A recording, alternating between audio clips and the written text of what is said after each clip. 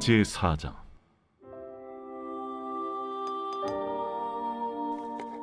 사랑하는 자들아, 영을 다 믿지 말고 오직 영들이 하나님께 속하였나 분별하라. 많은 거짓 선지자가 세상에 나왔습니다.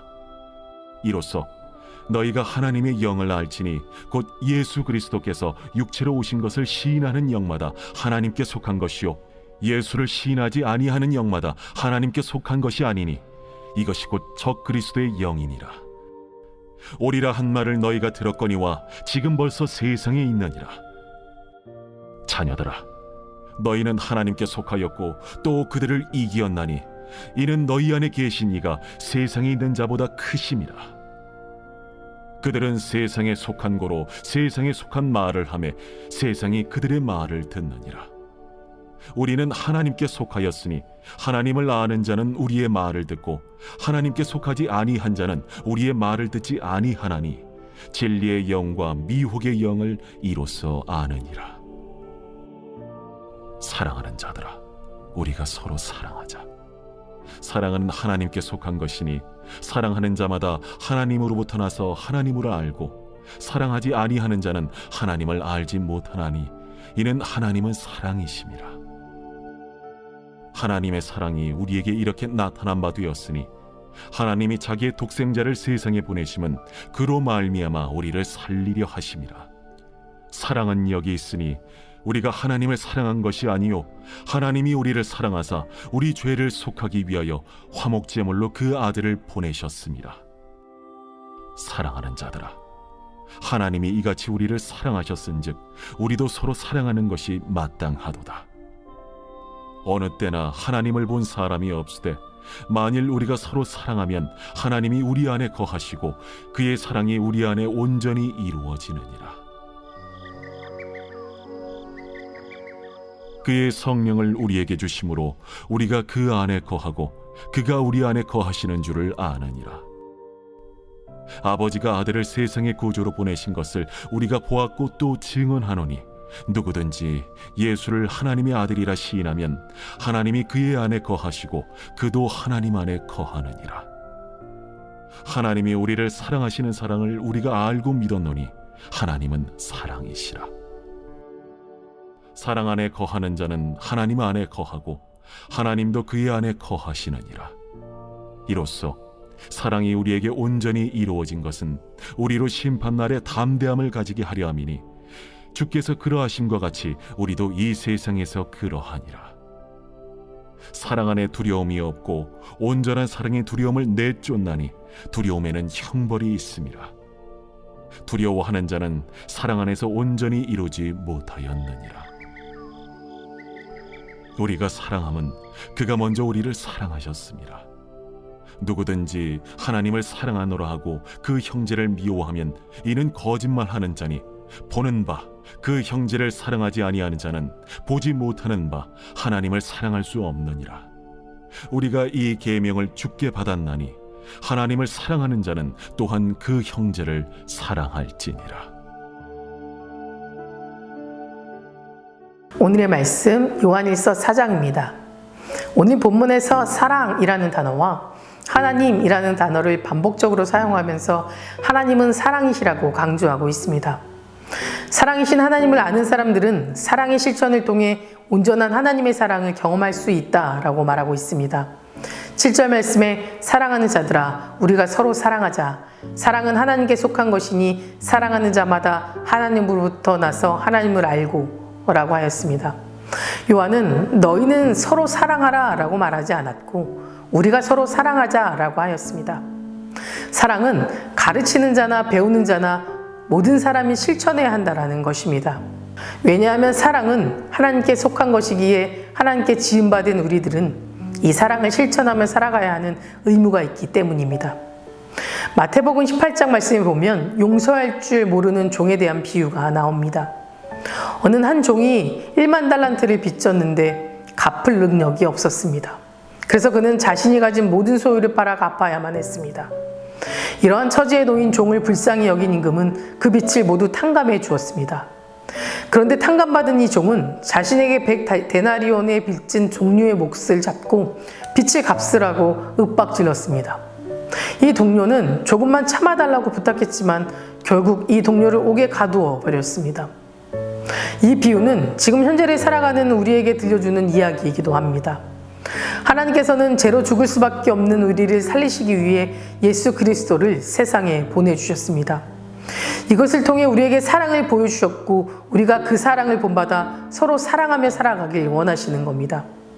사랑이신 하나님은 아직도 우리를 사랑하고 계시며 우리에게 서로 사랑함으로 당신의 사랑을 완전하게 이루라 라고 말씀하셨습니다.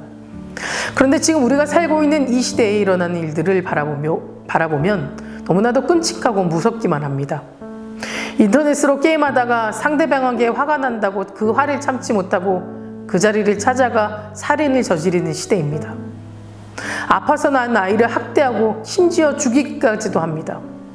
서로 대한 증오와 공격과 비난, 그리고 교만한 마음이 온 세상을 덮고 있습니다. 이 시대는 왜 이런 길을 잃어버린 것일까요? 확실하건대 하나님의 사랑을 잃어버렸기 때문입니다. 하나님으로부터 오는 진정한 사랑을 잃어버리고 사람들은 다른 것으로 만족하려고 합니다. 다시 말해 다른 것도 길이 있다는 인간의 잘못된 생각이 이런 결과를 낳게 된 것입니다. 그런데 사랑이신 하나님은 이런 제약된 세상 안으로 들어오셨습니다.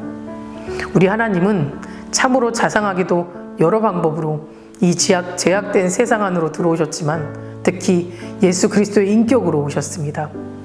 그리고 예수님의 사랑은 십자가 위에서 가장 아름답고 숭고한 사랑의 결정을 이루셨습니다. 그리고 우리에게는 이 사랑의 시작으로 비로소 누군가를 사랑할 길이 열린 것입니다. 우리는 이 시간에 다시 한번 생각해 보길 원합니다. 왜 예수님께서 이 땅에 오셨고 십자가에서 죽으셨는지 말입니다. 예수님은 우리 안에 숨어있는 사랑을 깨우시기에 오셨습니다. 우리는 그분의 사랑으로 초대받아 먼저는 예수님을 사랑하게 되고 이어서 하나님을 사랑하게 되었습니다. 이렇듯 사랑에도 움직임이 있고 또 앞으로 가야 할 길이 있습니다. 사랑의 첫 번째 움직임은 그가 먼저 우리를 사랑하신 것이고 두 번째 사랑의 움직임은 우리도 그분을 사랑하게 된 것이며 마지막은 하나님을 사랑하는 다른 이들을 사랑하게 되는 겁니다. 이렇게 될 때 그곳이 어디든 사랑의 공동체로 만들어지게 됩니다. 저 여러분은 이러한 사랑의 움직임 속에 늘 있어야 합니다. 먼저는 하나님의 사랑을 충분히 받아야 하고 그 사랑으로 우리도 그분을 아낌없이 사랑해야 하며 그 사랑이 이제는 남들을 사랑하게 되어서 이제는 세상이 주는 상처와 두려움까지도 치유하고 축복해 줄 수 있는 그런 사랑의 공동체를 이루며 나아가야만 합니다. 요한일서 3장 14절에는 사랑치 아니하는 자는 사망에 거한다 라고 하였습니다. 예수님은 단순히 미워하는 자가 사망에 거한다고 말씀하지 않으셨고 사랑치 아니하는 자라고 하였습니다.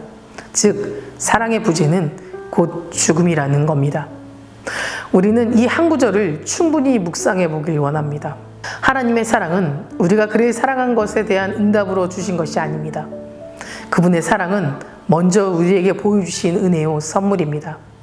하나님에 대한 우리의 사랑은 오직 우리를 향한 하나님의 사랑에 대한 응답이 되어야만 합니다.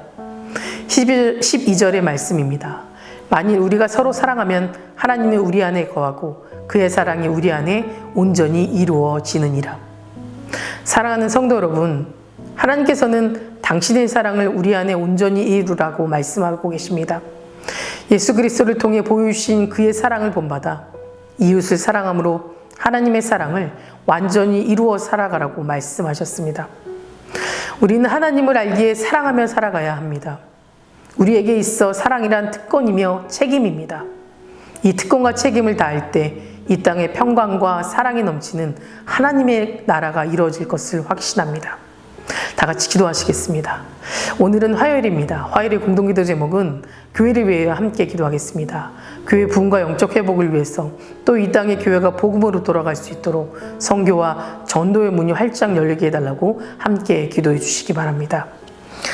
자비로우신 하나님 아버지, 하나님은 사랑이시고 하나님은 신실하신 분임을 믿습니다. 하나님의 사랑을 받기에 힘쓰기보다 세상에 전하며 살아가게 하시고 조금은 손해를 보더라도 타인을 배려하고 존중하는 삶을 통해 믿지 않는 사람들에게 하나님을 전하는 귀한 제자의 삶으로 살아가게 인도하여 주시옵소서. 특별히 우리 교회를 기억하여 주시고 하루속히 선교와 전도의 문이 열리게 하여 주셔서 하나님의 복음을 전할 때마다 부흥의 역사가 일어나게 하여 주시옵소서. 아직 예배 자리에 나오지 않는 성도님들 믿음을 회복시켜 주셔서 다시 주님 앞에 나와 예배하며 믿음의 공동체 안에서 위로받고 더욱 하나님 말씀을 붙잡고 예배하는 예배자 되게 하여 주시옵소서. 담임 목사님 사역 가운데 성령님 함께 하여 주실 믿습니다. 계획하시고 준비하시는 모든 사역 가운데 하나님이 능력이 나타나게 하여 주시고 함께 동력하고 중보하는 자들을 세워 주시옵소서. 다음 세대 아이들이 믿음을 지켜주실 줄 믿습니다. 말씀으로 자라고 기도로 성장하는 아이들 되게 하시며 아직 교회에 나오지 않는 아이들의 믿음을 회복시켜 주시고 믿음의 공동체 안에서 은혜를 나누며 살아가게 하여 주시옵소서. 암으로 치유받고 있는 박재순 권사님, 유은영 권사님, 김시아 권사님, 이영숙 권사님, 이명숙 권사님, 오유미 집사님, 이동수 동동님, 박선 청년, 유경미 청년 주님 기억하여 주시고 끝까지 소망 가운데 회복되고 치유받는 역사가 일어나게 하여 주시고 호화몽정너님 하루 속에 회복시켜 주셔서 다시 건강한 일상으로 돌아오게 하여 주시옵소서. 투석 중인 성도님들, 사고로 입원 중인 성도님들에게는 힘을 주시고 우울증, 공황장애, 불면증 겪고 있는 성도님들에게는 담대한 마음과 평안함을 허락하여 주시옵소서. 새벽마다 1000번째 드리며 간구하는 기도 제목에 응답하여 주시길 간절히 소망하며 이 모든 말씀 예수 그리스도 이름으로 기도드립니다. 아멘.